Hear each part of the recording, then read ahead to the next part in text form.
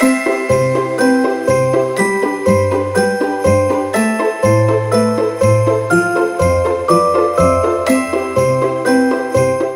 it's Monday, and it is the first Monday in the month of January, the first month of the year 2020. So it is still very much proper to say Happy New Year to you. For those joining for the first time, it's the platform, the pinnacle of all discussions. We take a critical look at issues as it affect our dear state, Abia State, and also as it affects our dear nation, Nigeria. This program runs every Monday, every Wednesday, and also every Friday, right here on Flow 94.9 FM, the flow of God's own state. We're streaming live on our Facebook page. It's facebook.com/Flow 949 FM. You can watch the visuals of what is happening in the studio right now. It is still part of our morning show. This is the season of recaps and forecast for giving thanks and also looking back. And I thought it would be nice to look back at what happened in the Nigerian economy in the year 2020. Of course, looking at some of the policies taken by the government at the federal level, the federal government. Let's do a review. We're reviewing some of the issues and the policies that dominated the economy in 2020 and lessons for 2021. Issues like the border closure and reopening, the foreign debts, post-COVID-19 economic issues, and the NSAS recession, and also the oil price drop. The year 2020 was unthinkable. There was a pandemic that stung the global economy and for several months refused to let go. And after the mid-year, there was a momentary relief when it appeared that the curves were indeed flattening, but the economy could get a brief lift when the second wave and all the unpleasant news about resurgent impact on the economy struck once more. The challenge in 2020 closed with so much worry about the second wave. Perhaps this is a generic name for a returning COVID-19, as the globe has experienced a second wave more than twice anyways. There were also breakthroughs in vaccination. Sadly, a few countries have also reported new strains of the virus, just as infectious disease experts believe there is yet an end to its mutation. But let me not go into coronavirus. We're talking economy this morning, and we're doing the analysis of some of the policies taken by the Muhammadu Buhari-led administration. We have joining us Johnson Chukwu. He's the founder and the chairman of the Cowries Asset Management. He's also a financial analyst. He joins us via telephone. It's going to be a virtual conversation from Ugwueke here in Abia State, where he has come to celebrate Christmas and the New Year. Sir Johnson, good morning to you. Good morning, Michael. Happy New Year to Abians and Happy New Year to Nigerians. Thank you very much. I hope you're coping with the weather of Abia State already, as you're here to celebrate Christmas and, of course, the New Year. Absolutely. The weather is so clement. I mean, it makes you want to sleep all through the morning hours. Interesting. Let's begin with from the departure point, the Nigeria's economy, which is currently under recession. What are the lowest hanging fruits or options, so to speak, available to the federal government to get the economy on the road? Well, there are two things the federal government needs to do. One is what we call public works, where the government is going to spend massively on infrastructure and create employment. The employment creation will inject a liquidity or income in the hands of average consumers, who will now resume consumption, and consumption stimulates production. Production will lead to economic recovery. That's one route to bringing the economy out of recession. The second route is also to provide liquidity to the consumers, which unfortunately the government is not in a position to do that. So it looks like the most viable option for the government is to adopt the first route I just mentioned. In Jerry, if you look at the 2021 budget, the government has already made provision about 4.1 trillion naira in capital expenditure and about 5.6 trillion naira in recorded expenditure, and has made allowance for about 5.2 trillion naira of budgetary deficit. These things are designed to inject liquidity into the economy and get the economy back to life. So the low-hanging fruit, I wouldn't really call it the low-hanging fruit, but the hard way and to go and the right way to go is to find ways of stimulating the economy through expansionary fiscal policies. Already we are dealing with the monetary authority also has expansionary monetary policies. These things combined should ensure that the economy come out of recession this year. So, with these policies put in place by the government, do you think are we getting it right, and we can get out of recession? And if possible, how soon are we coming out of recession in your projection? Well, let me start from the last part of your question. My projection is the economy will come out of recession in the second quarter of this year. Whether we are getting it right, like I said earlier, we have a 2.3 trillion naira economic sustainability plan, okay, of which about 1.15 trillion naira is coming from the monetary authorities. We have a 1 trillion naira for the manufacturing sector. You have 100 billion naira for the healthcare sector. You have about 50 billion naira for the small and medium scale enterprises. These are all coming from expansionary monetary policies, what we call the Renewed Finance initiatives. Then the fiscal authority has also come up with what they call a survival fund, which is to provide funding for small and medium scale enterprises to be able to meet their wage payment obligations to their staff, so as not to allow them to loan their staff. So then we already have we also now have a 13.55 trillion naira 2021 fiscal plan. So these are appropriate policy tools which hopefully will help the economy come out of recession. I did mention earlier that my projection is that the economy will come out of recession in the second quarter of this year.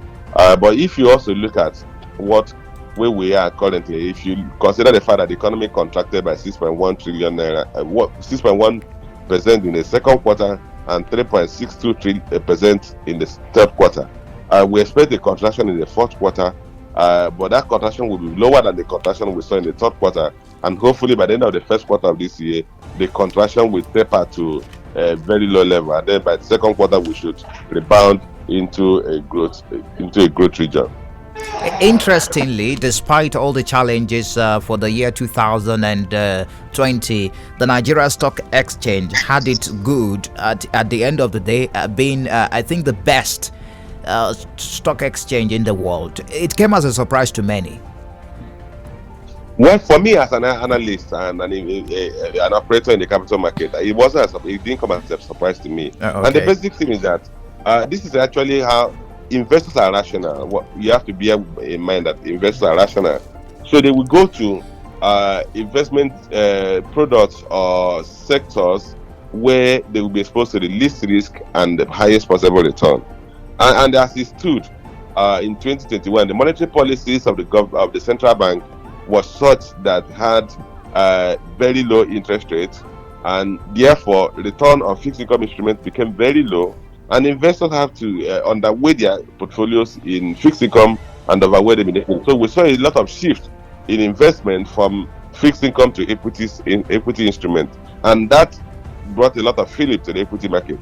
A second factor is that foreign portfolio investors who had sold their instruments, local currency instruments, could not access foreign currency to exit, and therefore they had to channel their investment back into the equities market. So you had fund managers who moved their investment from fixed income to equity market, like the pension fund administrators.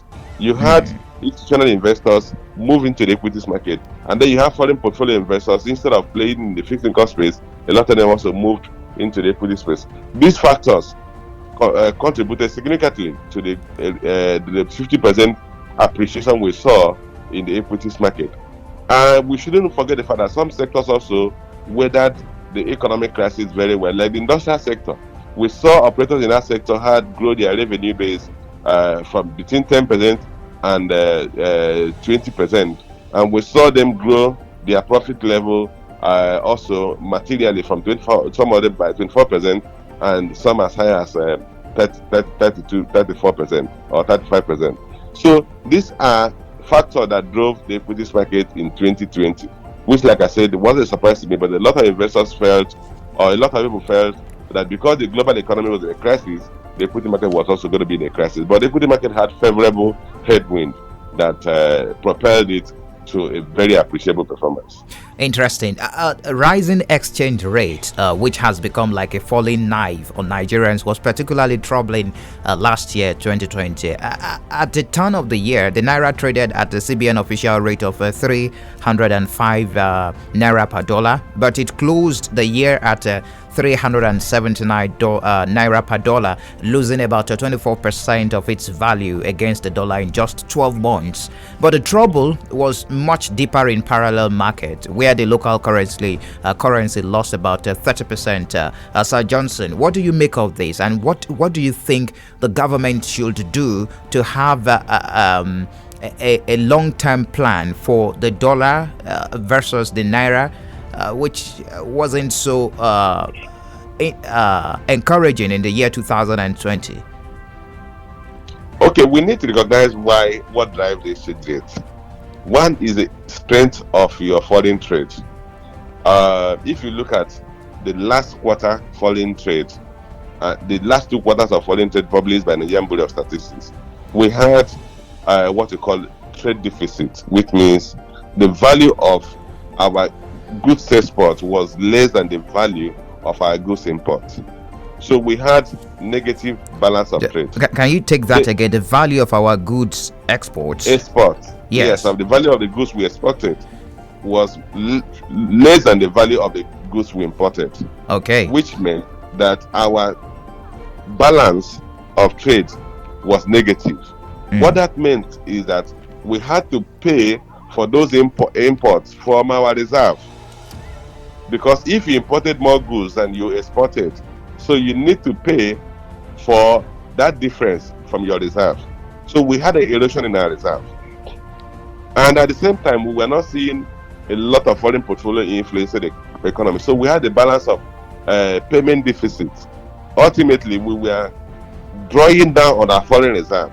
And if you draw down your foreign reserve, your currency exchange rate will depreciate. So that's why we saw depreciation in our foreign exchange trade. And why did we have lower value of export than import? Because we are basically exporting crude. And as a result of COVID-19, a lot of companies shut down their operation. The global economy was in a lockdown. Demand for commodities, including crude oil, declined or collapsed. At some point, the price of crude was negative. So, since about 90% of foreign exchange earnings coming from crude, when crude export collapsed, our foreign exchange earnings collapsed.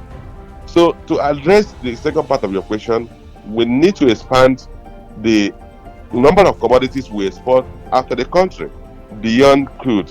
And to achieve that, we need to get to some level of beneficiation where we increase the value chain of our exports.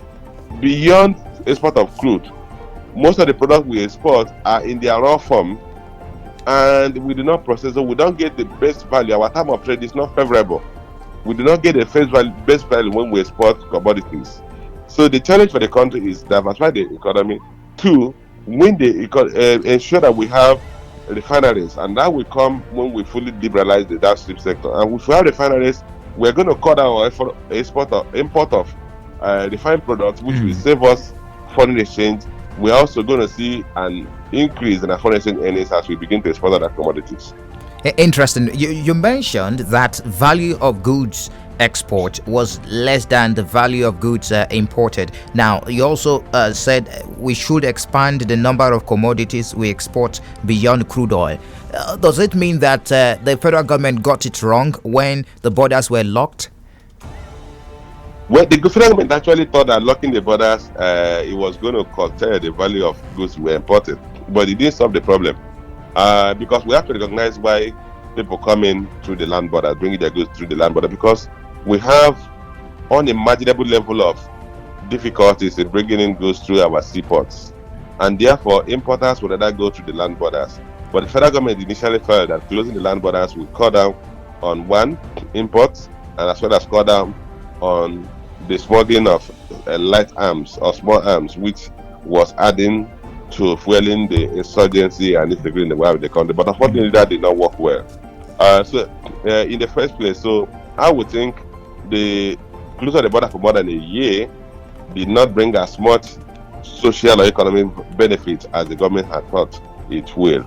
But back to the substance of the issue, okay, is that the country, given the size of our country, is that we need to build the supporting infrastructure that will allow for productivity or productive activity in the country.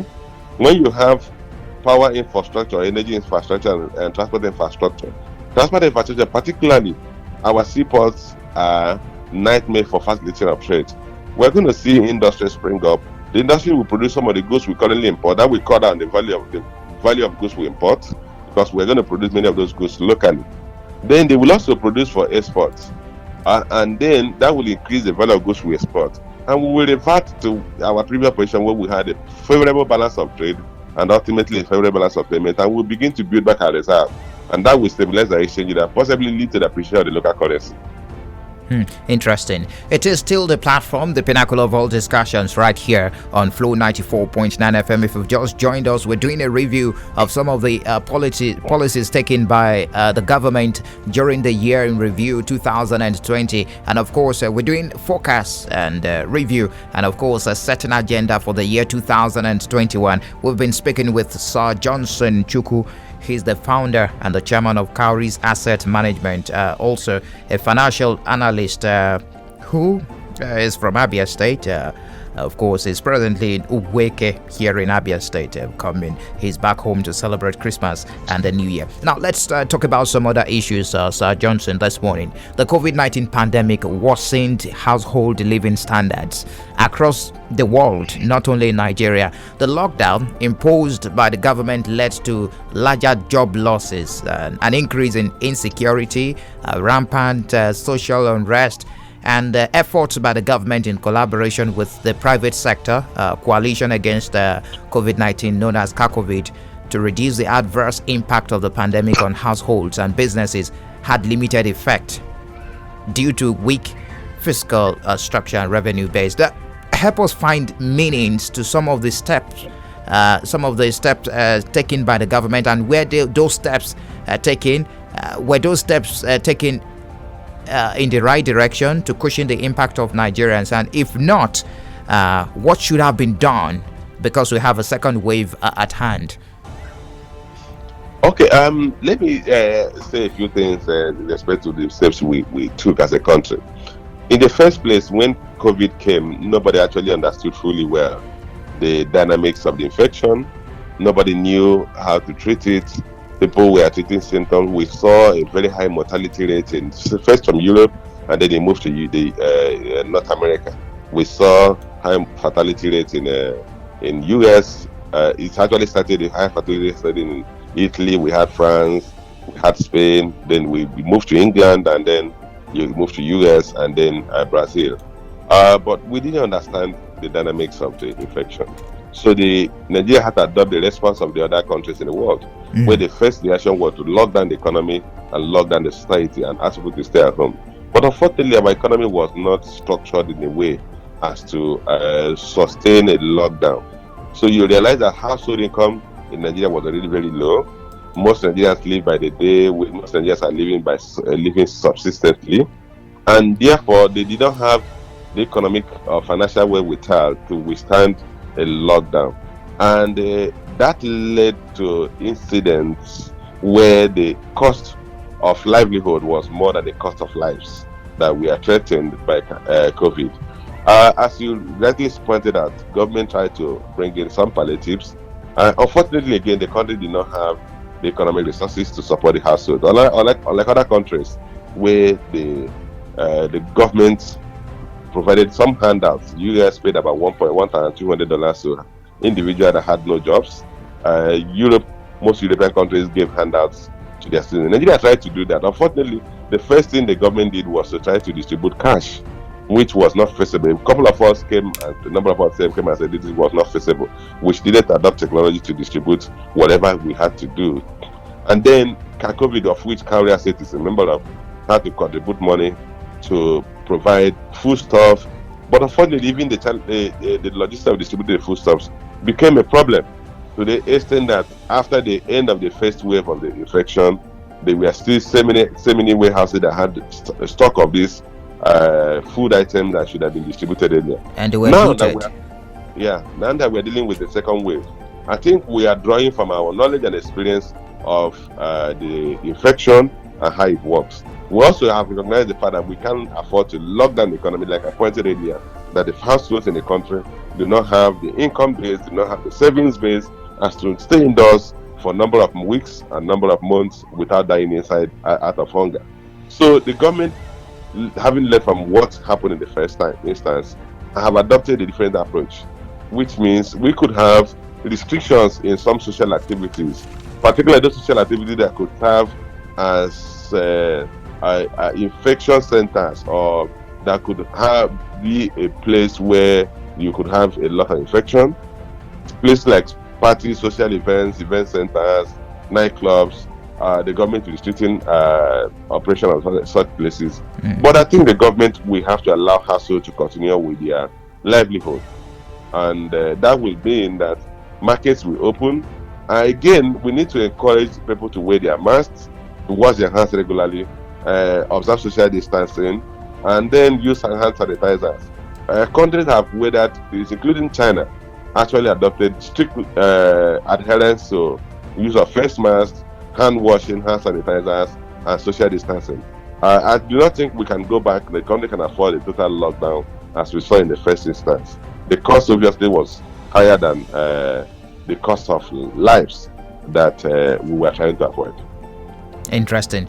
We'll take a break now. When we return, I would like to take you on the federal government's post-COVID intervention program, some of the things done by the federal government to cushion the impact of this COVID-19 on Nigerians, the distribution of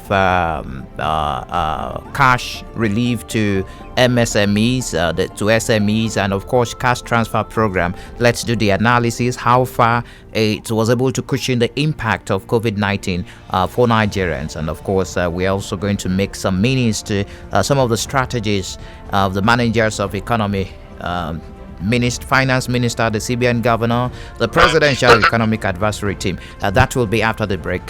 Please stay tuned. It is still the platform, the pinnacle of all discussions, right here on Flow 94.9 FM. 94.9 FM. We've got conducive and well-secured environment for business. High-tech video studio, a state-of-the-art production studio. You can also listen live on www.flow949fm.com and watch our videos on YouTube at Flow FM TV.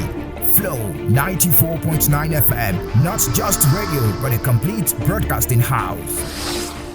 All right, it is still the platform, the pinnacle of all discussions, right here on Flow 94.9 FM, the Flow of God's Own State, Monday edition. Today being the first Monday in the month of January 2021. And we'll be speaking with Sir Johnson Chukwu, the founder and the chairman of the Cowries Asset Management, also a financial analyst. And of course, we've been looking at 2020 economy. We're doing a review of some of the policies taken by the Buhari's administration. And now, Sir Johnson, let me take you through some of those strategies. What do you make of some of the strategies of the managers of the economy, starting from the finance minister to the CBN governor? We also have a presidential economic advisory team, and it looks like much wasn't heard of the team during the year 2020. Well, let me start from the presidential advisory economic advisory team. Remember, their role is advisory in nature. So, and as they say in Igbo land, the person you can whisper to, you do not shout at the person. So obviously they are giving the advice quietly, and I can actually tell you that I'm seeing snippets of advice likely that must have emanated from them. One of which is the decision of the government to pull back from subsidizing petroleum products. If you recall, the current government has been insistent on subsidizing petrol, believing that subsidizing petrol will, that removing the subsidy will inflict hardship on the common man or the common woman on the streets. But for the first time, we saw the government reverse that for this. So I think it must have been coming from advice by the Economic Advisory Council. Secondly, we saw the monetary authorities adjust the exchange rate on 3 occasions last year. I also see that as because I know many of the advisors on that council, and I know their economic orientation. So I think that we have been seeing their hand without knowing it's coming from them. Then back to the other question of the policies implemented by the government to address the economy or to restore the economy to growth. including support to the small and medium scale enterprises. Yes. As you may recall, the small and medium scale enterprises account for about 42% of economic activity or GDP, and employ about 80% of the labor force. So they are one of the most critical sub-segments of the economy. And if you're able to sustain the operation, I had mentioned earlier the government came up with what they call Survival Fund. And the Survival Fund is to support the small and medium scale enterprises to continue to pay wages of their staff. But again, they also fund, I mentioned the 50 billion fund that the central bank is also providing to the small and medium scale enterprises to support their economic activity or their business operations, including supporting those who were most adversely affected by COVID crisis, where they can access funding. I'm also aware that even some commercial banks are providing interest-free loans to small and medium-scale enterprises that have been affected by COVID. So the key thing is that if we're able to sustain the operation of the segment that accounts for almost 50% of our GDP and employ 80% of our labor force, then it will be easy for the economy to come out of the recession, which for me is good targeting on the side of the federal government and the private organized private sector to support the small and medium scale enterprises. All right, I want to really appreciate your analysis this morning, Sir Johnson Chukwu, for your analysis and of course your contribution this morning on the platform on Flow 94.9 FM. Thank you very much. My pleasure. You're welcome, and do enjoy the rest of your stay in Abia State. Thank you, my good people of Abia State. You're welcome. All right, that's Sir Johnson Chukwu, founder and chairman of Cowries Asset Management, financial analyst. And of course, we've been speaking on some of those policies Buhari's administration took during the year review 2020. And of course, he spoke extensively on some available options on how to get the economy on the road. You heard him. And of course, some of those policies like the reopening of the border and the post-COVID intervention programs. And he spoke about the value of goods export, which was lesser than the value of goods imported during the year in review, and of course the need to expand the number of commodities we export beyond the crude oil. These are some of those things, those solutions he profiled to get the year 2021 running. Of course, it is still the season for recaps and the forecast, for giving thanks and looking back. And of course, we've been looking at the Nigeria economy for 2020. We will be joined now by another analyst. He's a regular on the program, the platform, for the year 2020. He helped made meanings to some of those policies taken by Muhammadu Buhari's administration. Lawrence Obiwe joins us again, the first time in the year 2021. And so it's proper to say Happy New Year to you, Lawrence, and good morning to you. Good morning and Happy New Year, Michael. Thank you very much for joining us. We're back again, so for you to help us make meanings to some of those policies that were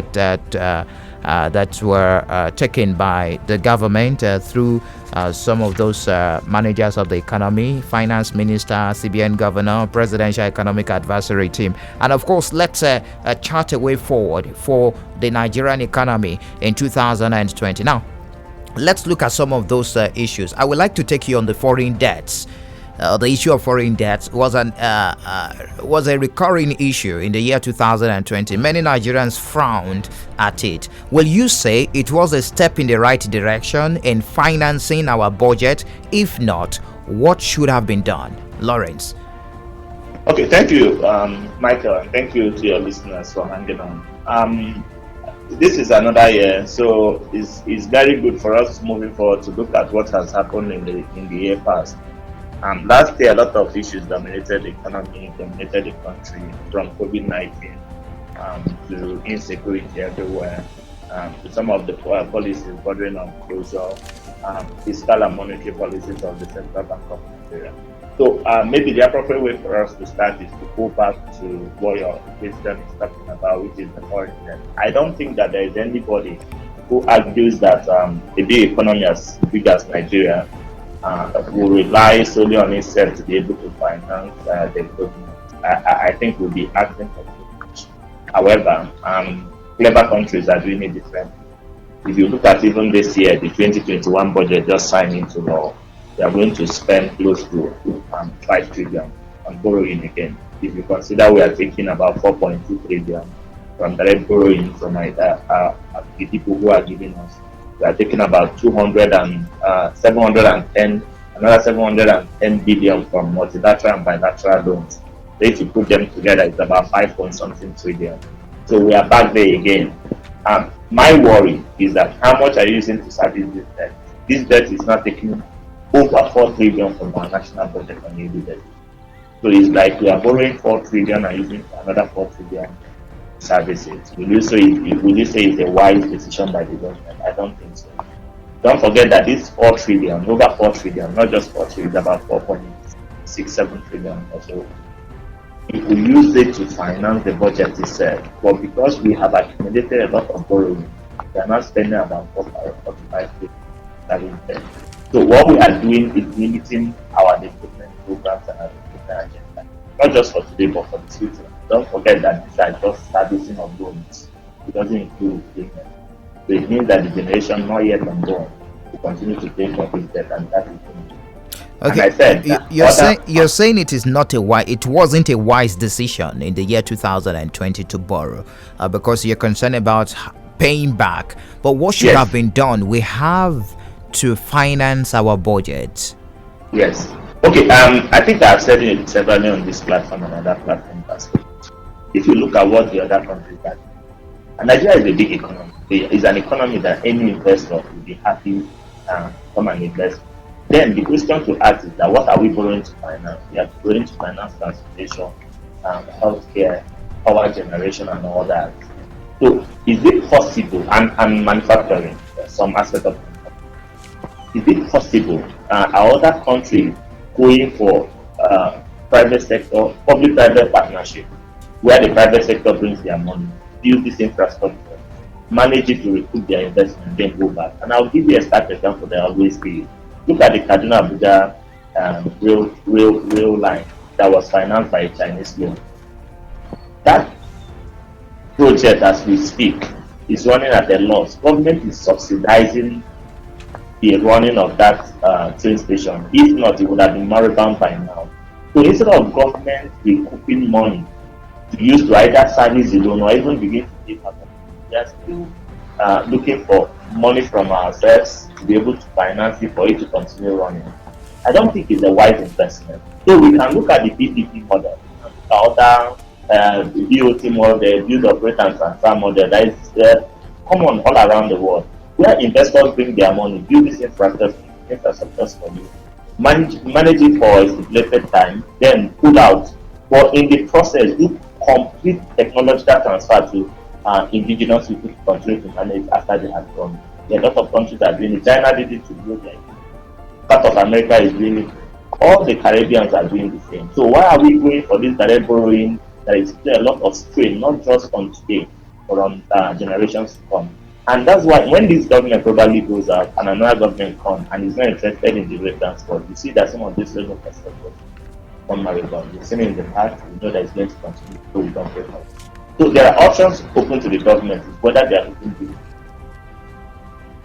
Okay, interesting. For the year 2020, we had issues like COVID-19 that worsened the household living standards, and some policies were put in place to cushion the impact of this COVID-19 for Nigerians. Of course, these are some of those you are aware of, like the Survival Fund, some billions of naira earmarked for disbursement, which were disbursed, and of course some other Some other things were done for the MSMEs, the SMEs, and I want you to help us find meaning to some of those steps taken by the government, and where those steps are taken, were they taken in the right direction to cushion the impact on Nigerians? Well, I think for everybody who will be a beneficiary, it is easy to say that it's a good thing that the government is done. But if you do critical analysis of the situation, you discover that some of these things are knee-jerk approach. Why am I saying that they are knee-jerk? Government took certain decisions that affected the economy so much. And even up till now, the economy is still on its knees. Don't forget that we are in recession. So now, when you dish out this kind of money in a struggling economy where people can't find markets, don't forget that we are still faced with the probability of another lockdown. There are restrictions here and there that are not even going to allow the business people to go about their businesses. If you do survival fund for agriculture, for instance, how much perishable goods were lost during the COVID-19? The insecurity is stopping people from actually going to the farm. So when you give people this money for them to boost farming production, for instance, which is one of the things that the government is trying to do, you must also support it with making sure that people who are going to farm are secure, and there is no fear that they will be kidnapped or abducted for ransom. If not, we now face a situation where you are using this fund now to pay for ransom, and it goes to the wrong hands. So government has not done its own work well. The first foundation is to make sure that fundamental right of every citizen to live and sleep with his or her eyes closed is achieved. Government is not doing that. So you can actually have good intentions, but it will waste it will go to waste if you don't think it. And I think that one of those initiatives that government is bringing without going back to the foundation to bring them at a good framework for it to succeed. Because you can give people, look at, okay, I've talked about the agriculture, you have the one you're going to use. What is the survival strategy in Nigeria for Nigerians? Everything is almost against them. You saw the last NSAS, you saw the number of people that came. That's an indication that the majority of the youth are unemployed. Because if you are employed, you will not leave your office space to come and do the best. So the first thing now is to tell you that even the economist's 24% unemployment rate in Nigeria is unrealistic. But if you look at the number of people that were employed, and some of them that were on social media, you discover that we are already a time bomb waiting to explode. So except you have a good framework, today we don't have good power. A lot of places are still struggling. We don't have to road network. So where are the sectors that can take people off the streets to talk of agriculture? All right. How many people can actually go as fast? All right. Okay. All right, Lawrence, I do really appreciate your time on the program and, of course, the analysis. Just a quick one before I let you go. With the policies by Muhammadu Buhari's administration and the fact that we're in recession, when do you think we're going to exit recession in this year, 2021? It's actually a funny question because if you remember, it's a government that hardly tells itself the truth. I think that sometime this year, maybe technically we exit recession, but in reality, I think it might enter 2020. Well, don't forget that we are just entering the new year. We are witnessing the second wave of the COVID-19. All around the world, economies are struggling. People are trying to even get a place. We talked about the availability of the vaccine. Again, if you look at our national budget in 2021, you don't even see government making so much provision for the vaccine. So government is not prepared, even if the vaccine becomes available for it to get. So if other countries are struggling, you really don't see what Nigeria is doing to cushion the effect, and all that will have an impact on whether we exit recession or not. Right. We have seen a lot in the budget, including the borrowing. But the question will be, in 2020, how much of the borrowing expected came? And people are now looking inwards. There's a pandemic for every country of the world. Everybody is looking for resources to invest at home. I don't think that a lot of them are ready to give it out. And except to send the country out of recession, it is very difficult. But now, government is expecting a revenue of about 7 trillion in a budget of 13 trillion. And you know that more than 7 trillion will go for overhead, personnel cost and all that. All right, But Lawrence. and all that. So you don't see it coming out anytime soon. But as I said, they might announce a technical exit. Okay, so you're predicting a technical exit, but in reality, there might not be any exits for the year 2021. I don't see anything. I want to really appreciate your time this morning, Lawrence Obiwe. Thank you very much for your analysis, and once again, Happy New Year to you. Thank you, Michael. Happy New Year to you and all yours. Thank you very much. Thank you. All right, still the platform, the pinnacle of all discussions, Monday edition. It is the first Monday in the year 2021, and it is time for us to throw the lines open. What do you make of some of the analysis this morning? And of course, what do you make of the economy for the year 2020? Year 2020 rather, for the year 2020, which is the year in review. And of course, I will go for a short break now. When I return from the break, the lines will be open properly, but the studio phone lines are 0808 182 6949 or 0811 605 2949. You can also drop messages on 0906 510 8289. 94.9 FM. We've got conducive and well-secured environment for business. High-tech video studio, a state-of-the-art production studio. You can also listen live on www.flow949fm.com and watch our videos on YouTube at Flow FM TV. Flow 94.9 FM, not just radio, but a complete broadcasting house. Well, still the platform, the pinnacle of all discussions on Flow 94.9 FM. Now I can accommodate your calls. 0808 182 6949. Hello, good morning to you. Very good morning to you, Michael. Good morning. Yeah, I still remember Mr. Lobsman. I'm calling from Olimahe. All right.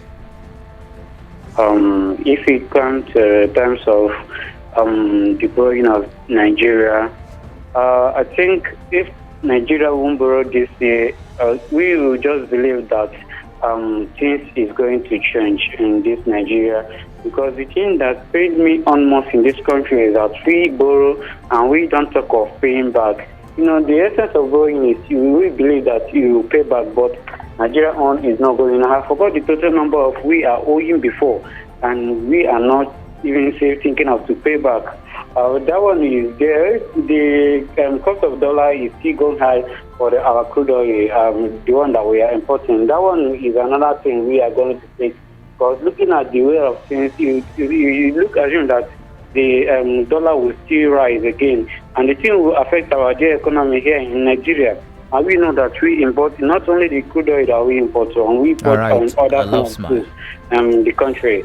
So at least we will try to make economize ourselves, and so we should not borrow. All right. Be easy for ourselves. All right, thank you.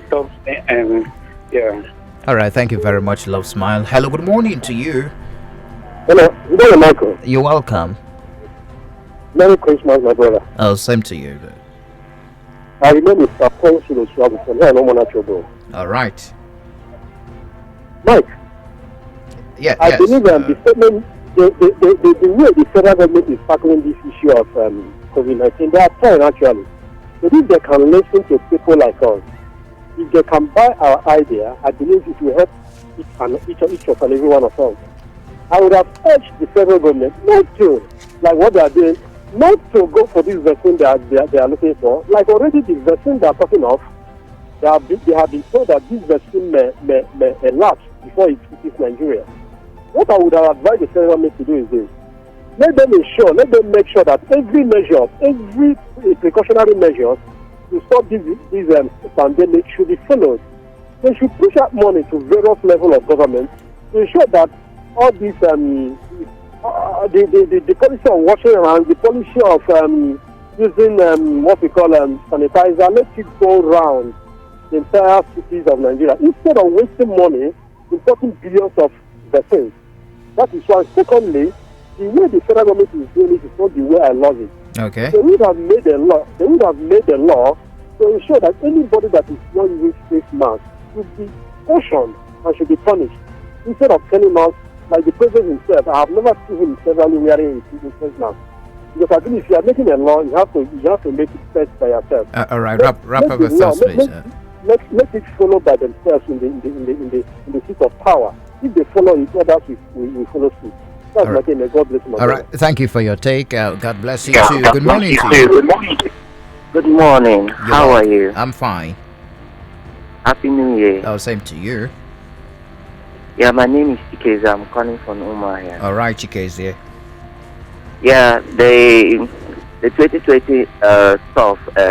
Yes. Teaching all the leaders to wake up out of their sleeping, to do all that is possible needs to improve the agriculture, and plus to ensure that all the production of crude oil will be set in according to the budget, and plus the CBS governor will do also to ensure that they will create more budget, to create more money in the system, so that to use the government to use the money to patch off few things that we are facing.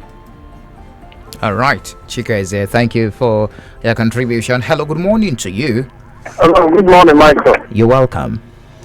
Happy New Year. Same to you. Yeah, my name remains Sir Ike. You're welcome, Sir Ike.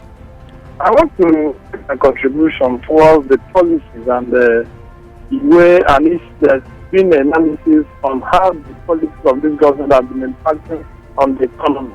And because I would rather advocate for government that will focus on, at the moment, not permanently, focus on how to invest or encourage the private sector. Because in the world today, the private sector has been the major driven on the steering, driving the economy of each of these countries. So if the federal government can focus on how they can assist the private sector, because they are the ones that have been contributing greater part of the GDP of most of these countries, Nigeria inclusive. So what policies are they doing? There's policies that is encouraging the private sector. Have we been able to look at it to know how it has been impacting or it helps increase the private sector so that they'll be able to do the needful? Because even in the employment sector, they have the larger number of employment if you want to look at it very, very well. And most of the times we keep looking at this issue of borrowing. The money we have been recovering from various sectors and various individuals, where are they? What have we been doing with it? How has it been invested in the economy? If we have these millions of money that have been announced by the FCC and various so you're suggesting that the private sector should be helped. Sure. They should be given adequate attention so that they will be able to contribute what have they. If you look at Africa now, the private sector has been the driver that has been helping in improving the economy of the various sectors. All right, great. Thank you very much, Sir Ike. Okay, it seems that's how far we can go this morning. We do appreciate your contributions and, of course, your calls on the program, the platform. And, of course, many thanks to our guest, Lawrence Obiwe, and, of course, Sir Johnson Chukwu for their analysis this morning on the economy in Nigeria, and of course the forecast looking at the way forward for the country's economy for the year 2021. We do appreciate you. Join us on Wednesday when we bring up another topic as we dissect, of course, make meanings to some of those issues bothering you so that you can make some very great decisions and, of course, the right decisions. Many thanks to those guys behind the visuals watching on our Facebook page, Stanley and, of course, Solomon. And, of course, many thanks to the producer of the program, Samson Eze. My name is Michael Oni. Do enjoy the rest of your day.